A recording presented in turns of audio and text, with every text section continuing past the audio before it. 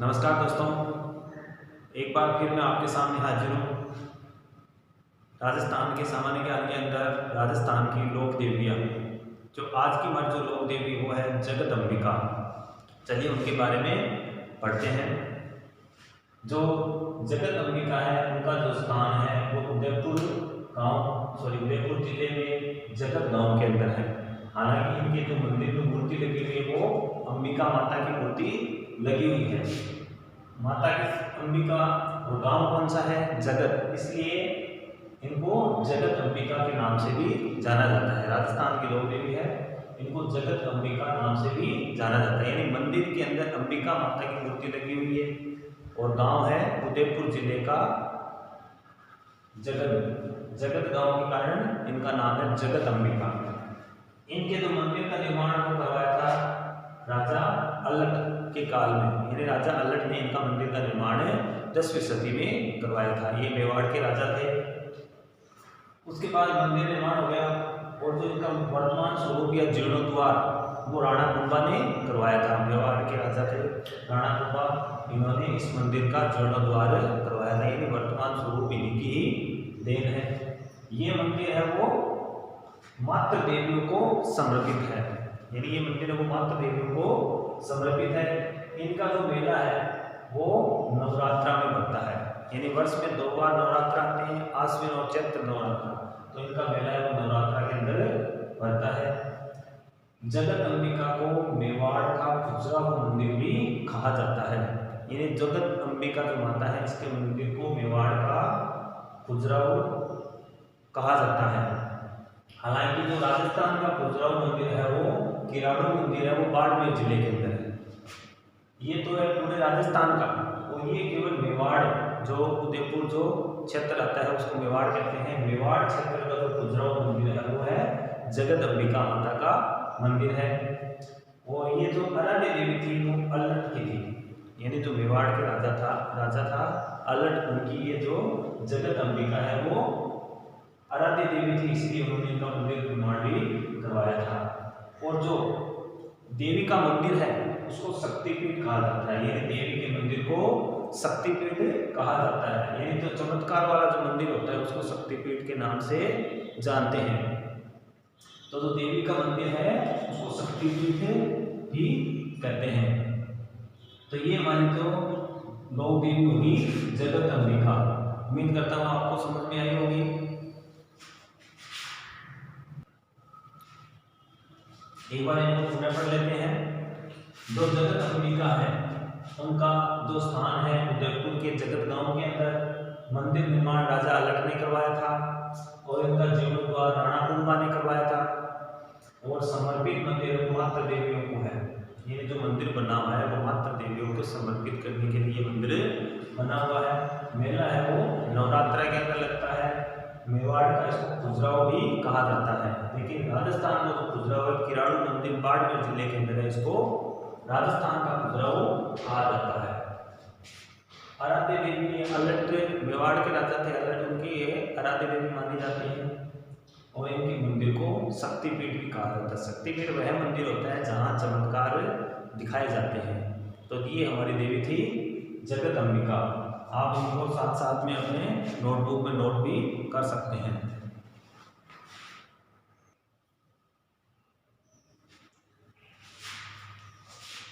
चलिए आगे चलते हैं। हमने जगत अंबिका माता के बारे में पढ़ लिया था। अब हम नारायणी माता का अध्ययन करेंगे।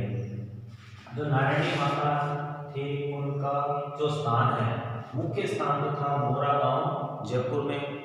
और इनका जो ससुराल है बरवाड़ की डूंगरी राजगढ़ और अलवर जिले में, वहाँ इनका ससुराल है, वहीं इनका मंदिर भी बना हुआ है। इनका जो मूल गांव है, यानी जो नारायणी माता है इनका जो मूल गांव है वो जयपुर जिले के मोरा गांव में है। इनका मूल नाम करमेती था। इनके पति का नाम करमेसी था। कुल देवी ये नाई जाति की, यानी जो नारायणी माता है वो नाई जाति की कुल देवी है। यानी इन्हें नाई जाति में जन्म लिया था, इसलिए इनकी कुल देवी है। इनका जो मेला है वैशाख शुक्ल एकादशी को लगता है, क्योंकि इस दिन नारायणी माता है वो अपने पति के साथ सती हुई थी। जो नारायणी माता है वो अपने पति के साथ सती हो गई थी। नारायणी जो मंदिर है, यानी नारायणी माता का जो मंदिर निर्माण है वो मीणा जनजाति के लोगों ने करवाया था। वर्तमान पुजारी भी मीणा जनजाति के हैं।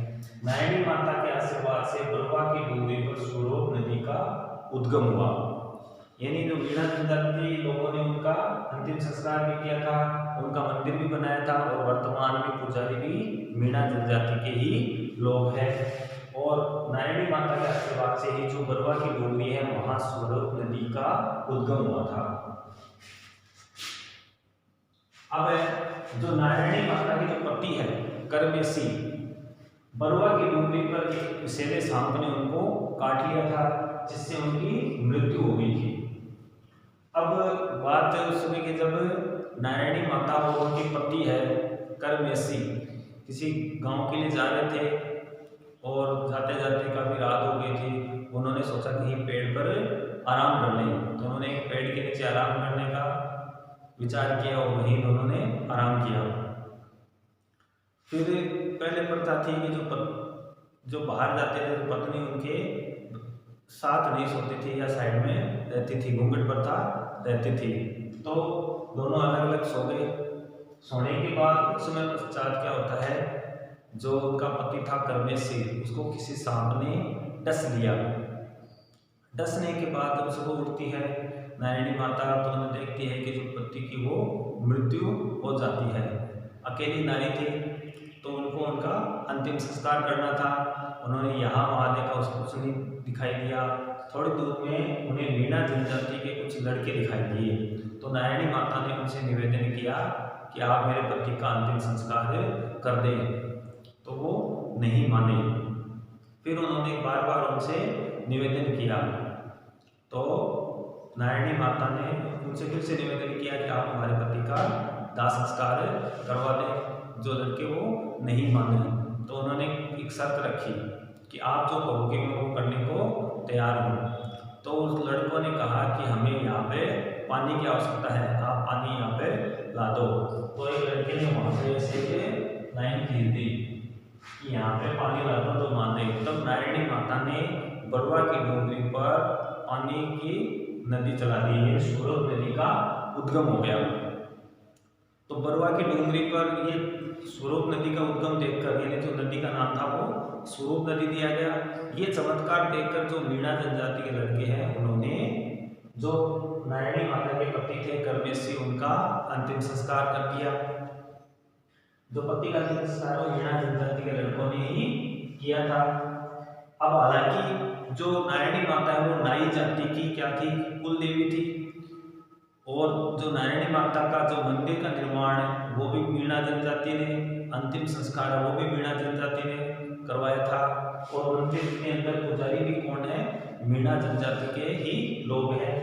हालांकि नाई व मीणा जनजाति में नारायणी माता को लेकर विवाद चल रहा है, और इस विवाद राजस्थान का जो हाईकोर्ट है, राजस्थान के उच्च न्यायालय में विचाराधीन है कि नारायणी माता के जो मंदिर में पूजा कौन करेगा। इसका निर्णय आना अभी बाकी है। तो ये हमारी थी नारायणी माता। नारायणी माता के आशीर्वाद से ही बलवा की डूंगरी पर स्वरूप नदी का उद्गम हुआ था। तो इनके बारे में और पढ़ लेते हैं वापस। इनका जो स्थान है बलवा की डूंगरी, राजगढ़ अलवर जिले में। इनका जो मूल गांव है मोरा गांव, जयपुर के अंदर। इनका मूल नाम है करमेती, इनके पति का नाम है करमेसी। एक कुल देवी है नाई जाति की। ये मेला है वो वैशाख शुक्ल एकादशी को इसी दिन ही अपने पति के साथ सती हुई थी।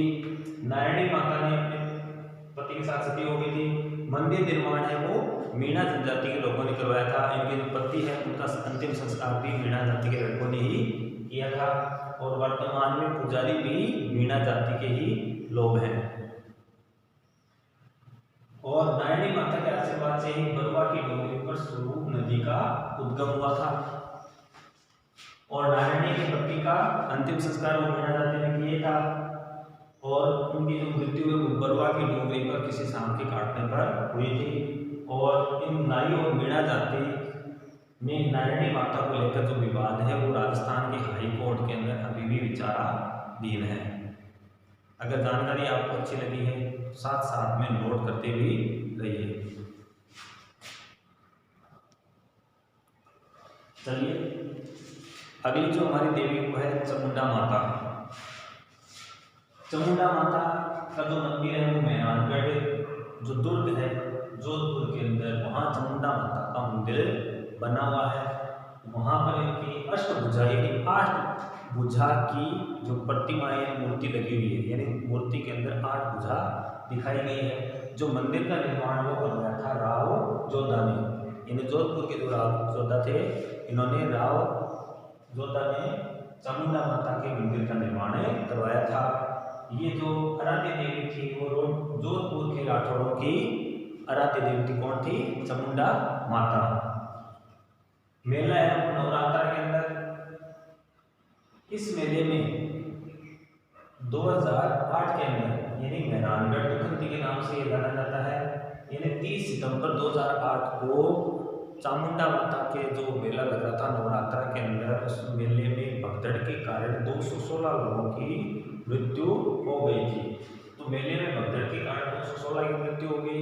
ये जो दुखपूर्ण घटना है दुखंती बोलते हैं इसको, मेहरानगढ़ दुखंती के नाम से जाना जाता है। ये 30 सितंबर 2008 को हुई थी और आश्विन नवरात्रा के अंदर हुई थी, यानी मेला लगा हुआ था और मेले के किसी अफवाह के कारण भगदड़ मच गई थी। इसमें 216 लोगों की मृत्यु हो गई थी। इस मेले में जो घटना हुई उसकी जांच हेतु एक आयोग का गठन किया गया था, उसका नाम है जसराज चोपड़ा आयोग का गठन किया गया था। उसने अपनी जांच कंप्लीट करके राज्य सरकार को सौंप दी है, हालांकि उस जांच को अभी तक सार्वजनिक नहीं किया गया है। यानी 2019 में यानी सरकार को 2019 में जो जांच थी, जो गठन बनाया गया ना जसराज चोपड़ा ने अपनी जांच राज्य सरकार को 2019 में सौंप दी है और उसको अभी तक सार्वजनिक नहीं किया गया है। तो ये हमारी जो देवी थी वो थी चामुंडा माता। इनका जो मंदिर बना हुआ वो मेहरानगढ़ जोधपुर के अंदर, और ये राठौड़ों की कुल देवी थी। और इनका जो मंदिर राव जोधा ने बनाया था।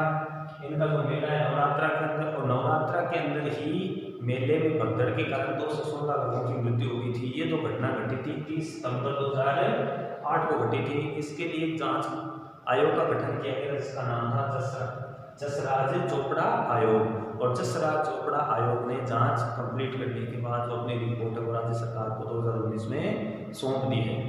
तो ये हमारी जो माता थी लोक देवी थी वो थी चामुंडा माता। जो अगली हमारी जो लोक देवी थी उसका नाम है नागणेची माता।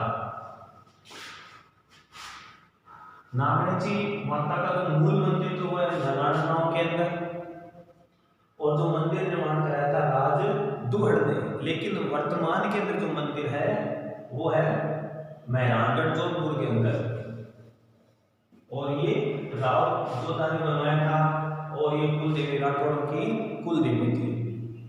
यानी जो चामुंडा माता थी वो जोधपुर की राठौड़ों की कुल देवी थी। ये राठौड़ों वंश की कुल देवी वो है नागणेचा माता। यानी जो इनका मूल मंदिर है वो नगाड़ा गांव के अंदर है।